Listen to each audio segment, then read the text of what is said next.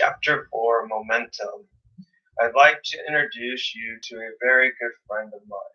This friend, also close to Bill Gates, Steve Jobs, Richard Branson, Michael Jordan, Lance Armstrong, Michael Phelps, and every other superachiever, will impact your life like no other. I'd like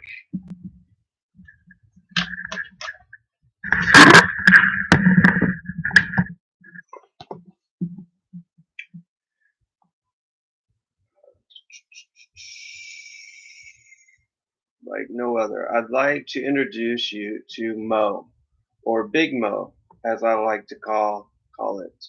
Big Mo is, without doubt, one of the most powerful and enigmatic forces of success.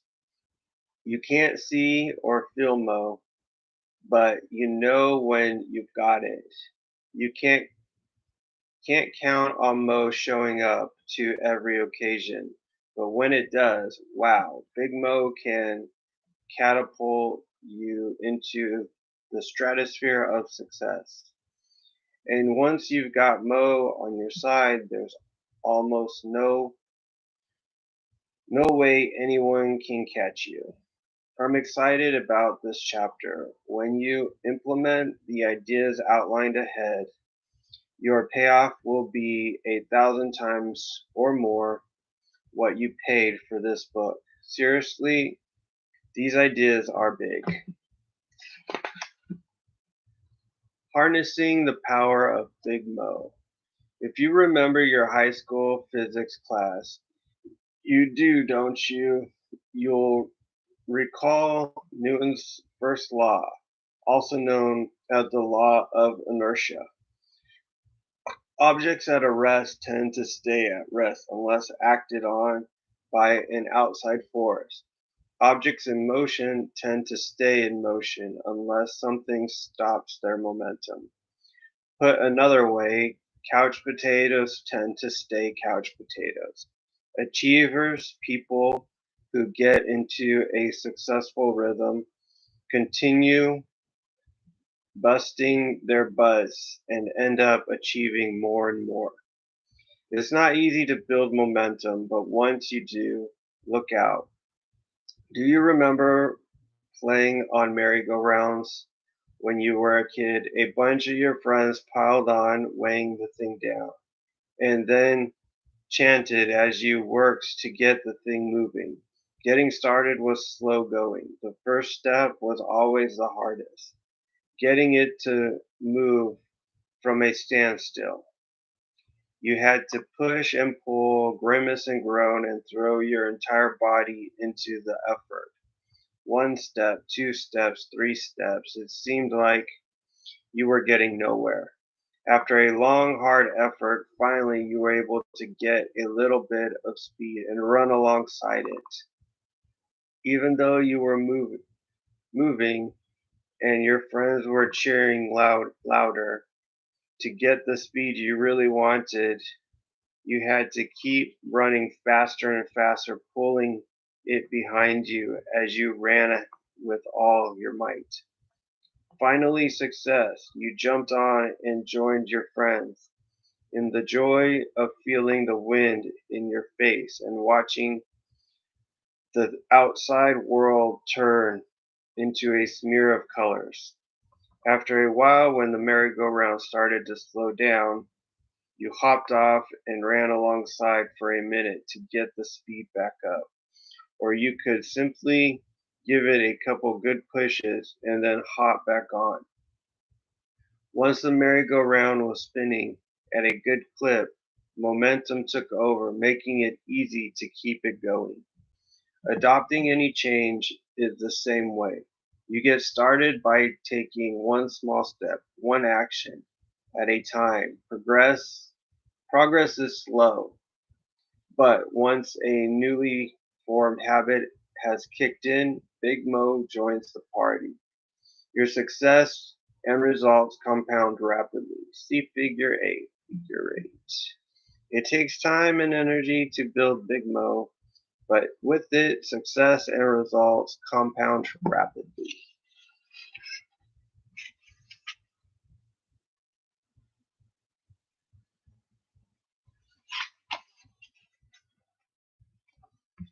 The same thing happens when a rocket ship launches. The space shuttle uses more fuel during the first few minutes of its flight than it does the rest of the entire trip. Why? Because it has to break free from the pull of gravity. Once it does, it can glide in orbit. The hard part, getting off the ground. Your old ways and your old conditioning are just like the inertia of the merry-go-round or the pull of gravity. Everything just wants to stay at rest. You'll need a lot of energy to break your inertia and get your new enterprise underway. But once you get momentum, you you will be hard to stop, virtually unbeatable. Even though you're now putting out considerably less effort while receiving greater results. Ever wonder why successful people tend to get more successful? The rich get richer, the happy get happier, the lucky get luckier. They've got Mo. When it rains, it pours. But momentum works on both sides of the equation. It can work for you or against you. Since the compound effect is always working, negative habits, when left unchecked, can build up steam and send you into a tailspin of unlucky circumstances and consequences. That's what our friend Brad from chapter 1 experienced. He gained 30 pounds with a few inertia, says objects at rest tend to stay at rest. That's the compound effect working against you. The more time you spend sitting on that couch watching Two and a Half Men, the harder it will be for you to get up and get moving. So let's start right now. How do you get Big Mo to pay you a visit? You build up to it. You get into the groove, the zone, by doing the things you've covered so far, making new choices based on your goals and core values, putting those choices to work through new positive behaviors, repeating those health actions long enough to establish new habits, building routines and rhythms into your daily disciplines, staying consistent over a long enough period of time. Then bang, Big Mo kicks in your door. That's a good thing, and you're virtually unstoppable. Think about swimmer Michael Phelps, who won a legendary 8 gold medals at the 2008 Summer Olympics in Beijing. How did he do it? Working with his coach, Bob Bowman. Phelps honed his talents over the course of 12 years. Together, they built routines and rhythms and developed a consistency of performance that prepared Phelps to catch momentum just at the right time. The Olympic Games, Phelps and Bowman's symbiotic relationship is legendary for its scope and ambition, and its utter predictability. Bowman required such consistency when it came to practice that one of Phelps' most vivid memories is when Bowman allowed him to finish a training session 15 minutes early so he could get ready for a middle school dance. That's one time in 12 years. No wonder Phelps was so unbeatable in the pool. Chances are you have an iPod. Ever think about the evolution of that made it possible for that little gizmo to wind up in your pocket? Apple was around a long time before they launched the iPod. While Mac computers have always had an intensely loyal following, they still comprise a small fraction of the overall PC market. The iPod certainly wasn't the first MP3 player out there. Apple was actually late to the game, but they had something powerful going for them. The consistency of their efforts in maintaining customer loyalty, a steadfast commitment to high quality, innovative design, and ease of use. They made the MP3 player simple, cool, easy to use and play with, and promoted it through entertaining and inventive ad campaigns. It worked. It hit a nerve, but the iPod wasn't an overnight success.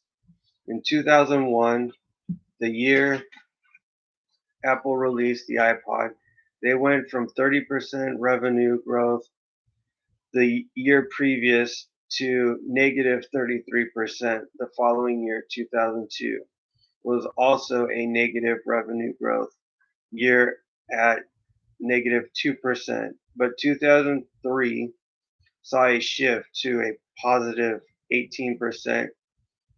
Growth came again in 2004, up to 33%.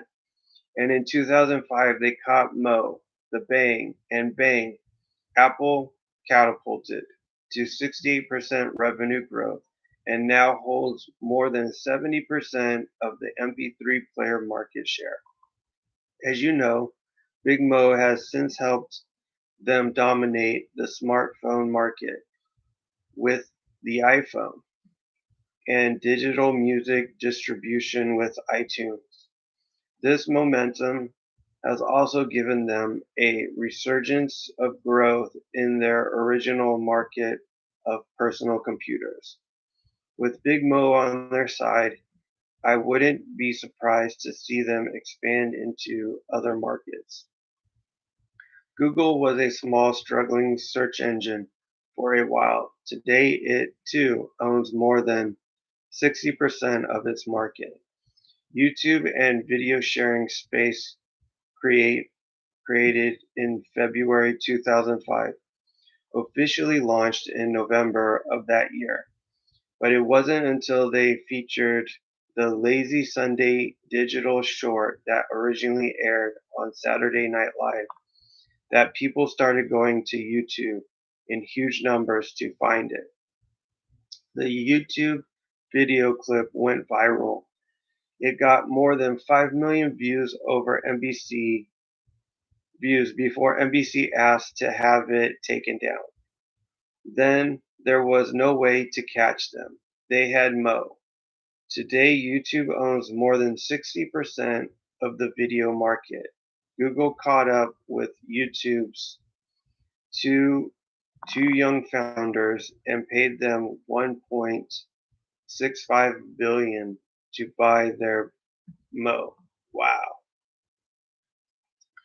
What do Michael Phelps, Apple, Google, and YouTube have in common? They were doing the same things before and after they achieved momentum. Their habits, disciplines, routines, and consistency were the keys that unlocked momentum for each, and they became unstoppable when Big Mo showed up to their party. Routine power. Some of our best intentions fail because we don't have a system of execution. When it comes down to it, your new attitudes and behaviors must be incorporated into your monthly, weekly, and daily routines to affect any real positive change. A routine, a routine is something you do every day without fail, so that eventually, like brushing your teeth or putting on your seatbelt, you do it without conscious thought.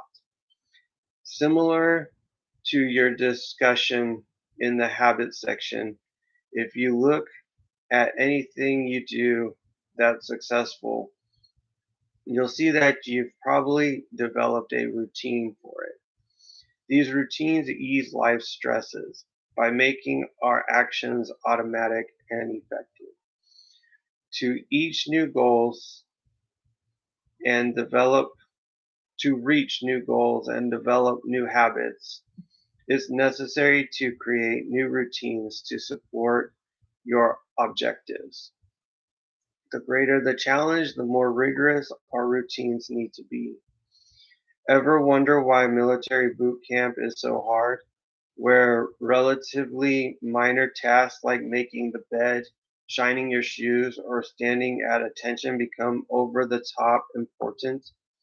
Building routines to prep soldiers for combat is the most effective way to elicit efficient, productive, and reliable performance under intense pressure. The seemingly simplistic routines built and developed during basic training are so exact that soft, fearful, slovenly teenagers are transformed into lean, confident, mission-driven soldiers in only 8 to 12 weeks. Their routines are so well rehearsed that these young soldiers can instinctively act with precision in the middle of the chaos of combat. That intense level of training and practice prepares soldiers to carry out their duties, even under the threat of imminent death. Now, your days might not be as dangerous, but without the proper routines built into your schedule, the results of your life can be unruly and unnecessarily hard. Developing a routine of predictable daily disciplines prepares you to be victorious on the battlefield of life. Golfer Jack Nicklaus was famous for his pre-shot routine. He was religious about the dance he would do before every shot, a series of routine mental and physical steps that got him fully focused and ready for the shot. Jack would start out behind the ball and then pick out one or two intermediate spots between the ball and the target. As he walked around and approached the ball, the first thing he would do is line up his club face to his intermediate target. He wouldn't put his feet into position until he felt he had his club face properly squared up. Then he would take his stance. From there, he would waggle the club and look out to his target, then back to his immediate target and back to the golf club with a repeat of the view. Then and only then would he strike the ball. During one of the important majors, a psychologist timed Nicholas from the moment he pulled the club out of the bag until the moment he hit the ball. And guess what? In each shot, from the first tee to the 18th green, the timing of Jack's routine supposedly never varied more than 1 second. That is amazing. The same psychologist measured Greg Norman during his unfortunate collapse at the 1996 Masters. Lo and behold, his pre-shot routine got faster and faster. As the routine progressed, varying his routine stunted his rhythm and consistency. He was never able to catch momentum. The moment Norman changed his routine, his performance became unpredictable and his results erratic. Football kickers likewise cherish their pre-kick routines, which allow them to get into sync with the thousands of times they have done the same action. Predictably, without a pre-kick routine, their performance under time pressure greatly diminishes. Pilots go through their pre-flight checklist. Even when a pilot has logged thousands of hours and the plane just came in with a perfect performance review from a previous destination, The pilot goes through a pre-flight checklist every time without fail. This not only prepares the plane, but more important, centers the pilot and prepares him for the upcoming performance. Of all the high achievers and business owners I've worked with, I've seen that along with good habits, each has developed routines for accomplishing necessary daily disciplines. It's the only way any of us can predictably regulate our behavior. There simply isn't any way around it. A daily routine built on good habits and discipline separates the most successful among us from everyone else. A routine is exceptionally powerful. To create profitable and effective routines, you must first decide what behaviors and habits you want to implement. Take a moment to review your goals from Chapter 3, as well as the behaviors you want to add and subtract. Now is your turn to be Jack Nicholas and figure out your best pre shot routine. Be intentional about what components belong. Once you establish, say, a morning routine, I want you to consider it cast in concrete until further notice. You get up, you do it, no argument. If someone or something interrupts you, start back at the beginning to anchor your foundation for the performance that follows.